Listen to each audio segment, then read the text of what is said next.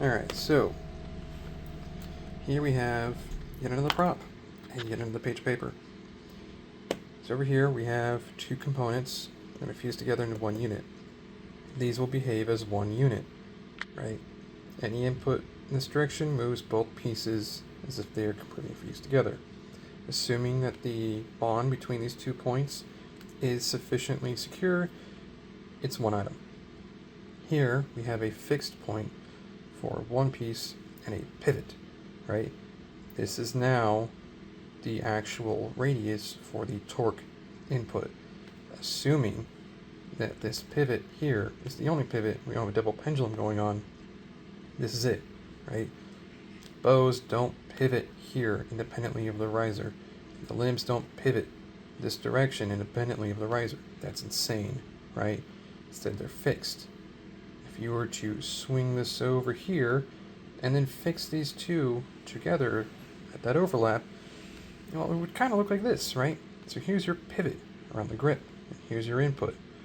And then all this over here is mass. It's just mass. Assuming there's not like ridiculous air resistance or any other characteristic.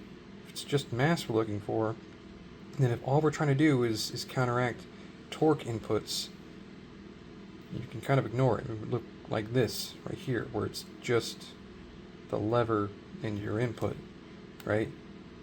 And the dampening and harmonics, we're going to ignore that for now a moment because that's not the claim people make, right? The claim is the actual torque being input.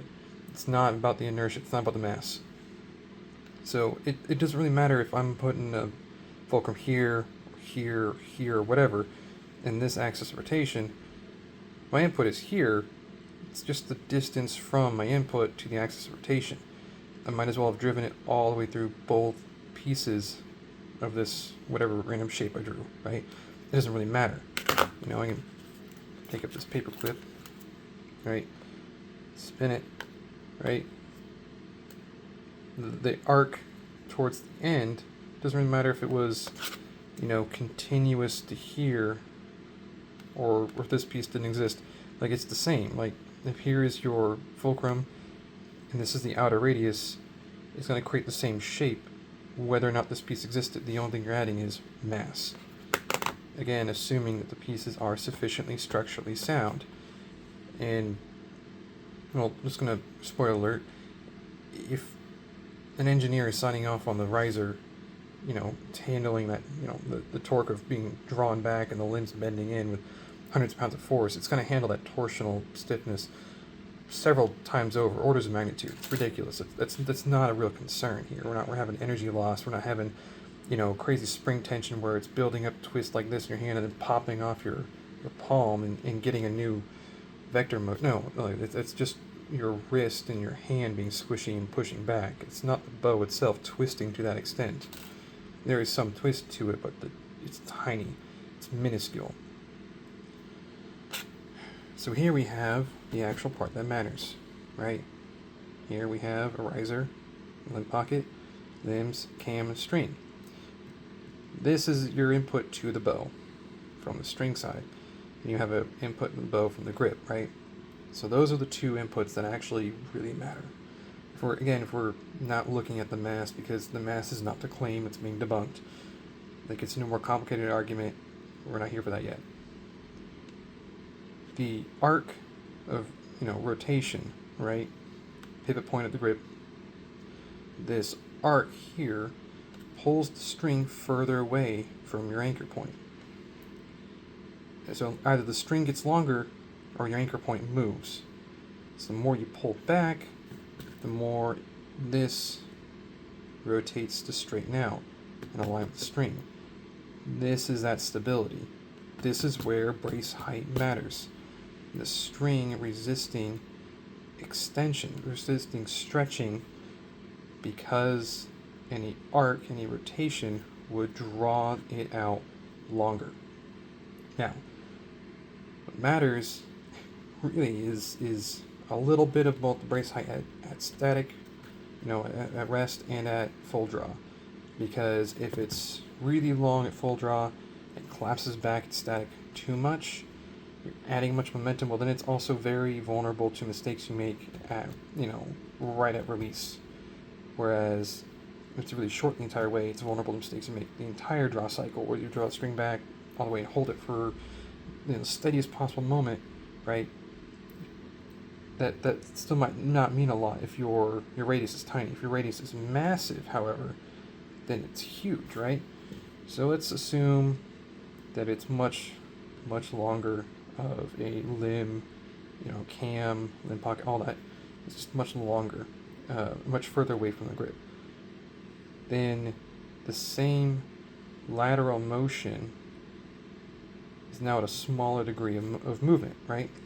So the difference of, an eighth of an inch here for this smaller radius, well, that's a larger degree of rotation.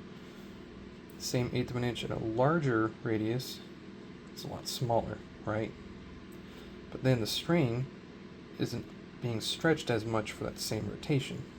So it's a balance of how much tension is the string pulling back, how much is a string resisting stretch and elongation, and how much extra bending, torquing motion is required before it changes the length of the string, right? Because a really small angle, really tiny angle, it's not going to matter. Like, it's effectively adding no length. The string isn't helping you there. So the only thing that would help you there is if the grip is helping resist torque with its shape, where it's flat enough that you push it, and it's square, and it's resisting any lateral input, right? And that's where your form kicks in. But in terms of actually like resisting torque, the overall design of the bow, it's about the inputs, like the path it takes to get there. Yeah, if I only lock it in here, so this is the part that rotates and there's no, axis all the way through, there's no axle through this whole, combination of pieces. These are sufficiently fused together. Yeah, there's extra stress at this point. There's a stress riser here between these two parts, right? But that's also not the claim being made. The claim being made is not that the riser twists like a screw and that it springs back and that causes your accuracy issues. No, the claim being made is that just the shape of the riser inherently makes it twitchy.